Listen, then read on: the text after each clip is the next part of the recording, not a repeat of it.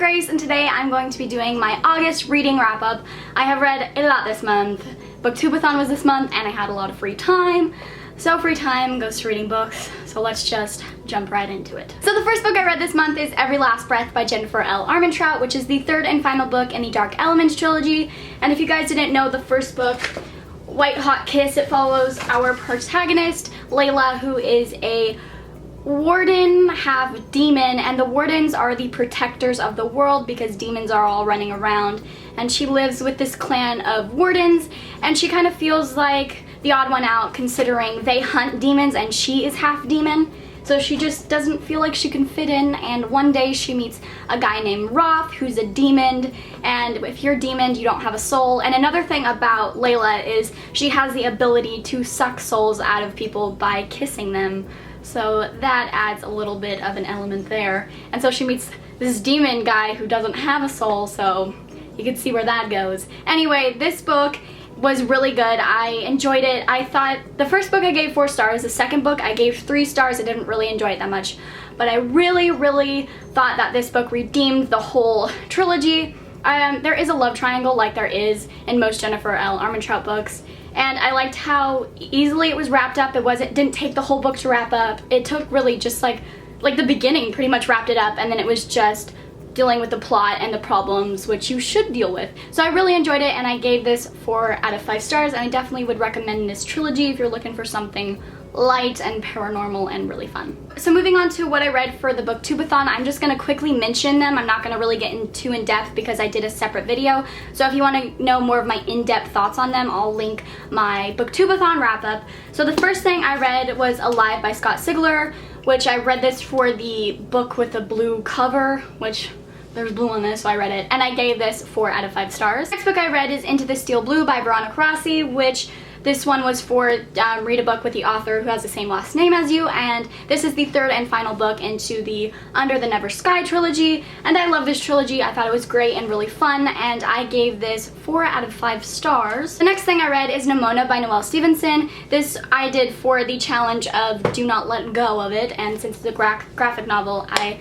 flew through it and I loved it so much. I gave it 5 out of 5 stars. The next book I read is P.S. I Still Love You by Jenny Han, which is the second book into the All the Boys I've Loved Before duology. This wasn't in my Booktubeathon TBR. I veered off of that because I wanted to pick up something light, and this definitely was that book, and I loved it. I didn't like it as much as To All the Boys I've Loved Before, but I still gave it 4.5 stars. And the next book I read, you guys will be very happy that I read this, and that is The Hobbit by J.R.R. Tolkien. I read this for the challenge, read your best friend's favorite book, and my best friend's right there, and this is her favorite book.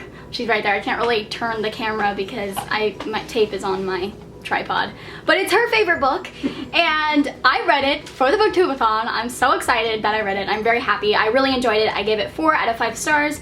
It was definitely not what I expected it to be. I expected it to be a lot more heavy, but I felt like it read kind of like a children's adventure story, and I will definitely read this to my niece and nephew when they come of age to where they'll pretty much understand it. And I gave this, if I didn't say, 4 out of 5 stars. So after the Booktubeathon, I picked up Ruin and Rising by Leigh Bardugo, which is the third and final book in the Grisha trilogy, and I was pretty hesitant to pick this up because I know that a lot of people don't like how this trilogy concludes.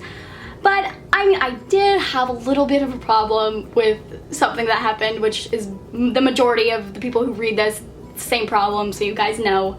But other than that, I enjoyed this trilogy so much. I like the characters. Alina is one of my favorite female protagonists. She is so funny. The humor, I think, is what really gets me with these books. It's hilarious, and Nikolai is the funniest character, and I really liked how it concluded, and it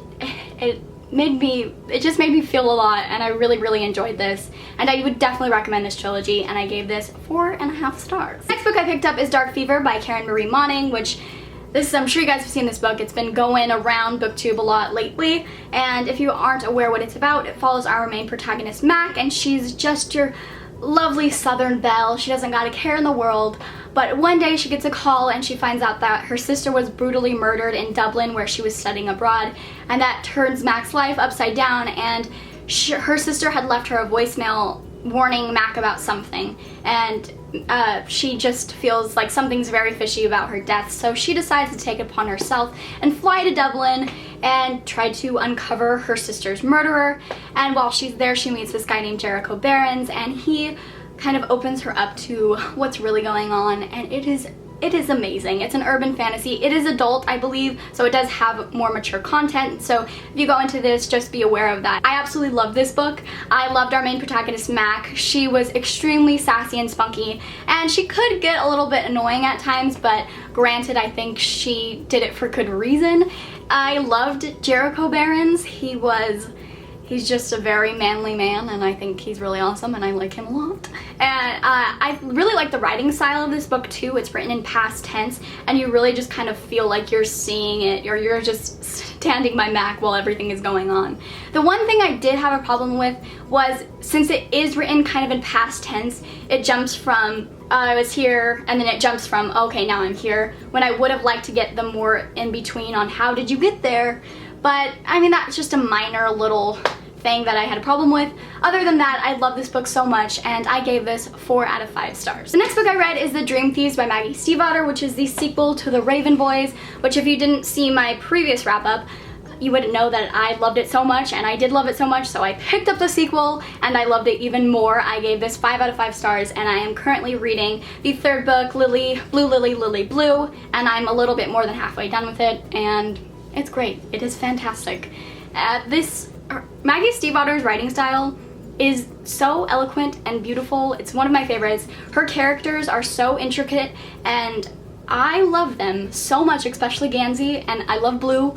Adam is alright. Like, I don't really care for him, but I also don't despise him, and I feel like his character is very necessary to this story, and I don't feel like he doesn't belong. He does belong in his own way. He is annoying, but you know, whatever. And another thing I really like about these books is Maggie Stiefvater doesn't let her characters keep unnecessary secrets. Like, yeah, there is some secrets going on during these books, but they're well kept, and I think for good reason. But sometimes in books, there's so many secrets going on, and it's like, why don't they just tell them, or why don't you just figure it out? It is so easy. If you just turn this corner, you would find the answer. And I love how when something arises, I'm like, oh god, are they gonna know? And they know within the next 5 pages, and I'm so happy for that. It just makes me feel good. I ended up giving this 5 out of 5 stars. Next thing I read is Through the Woods by Emily Carroll, which is a graphic novel that consists of 5 mysterious horror stories, and this is perfect for the Halloween time. I would definitely recommend you guys to pick it up then,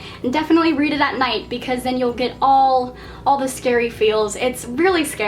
My favorites were The Neighbor's House and The Nesting Place, which is the first story and I believe the last, and this is such beautiful art style. I love it, and yes, I definitely recommend it if you guys are into scary things. And I gave this 4.5 stars, I believe. And the last books I read are Blood Fever and Fae Fever by Karen Marie Moning, and this is the 2nd book in the Fever series and the 3rd book in the Fever series, and I love them equally as much as I love the 1st book. And the 3rd book ended on a not so awesome note. I don't know how I feel about it, and I'm just like,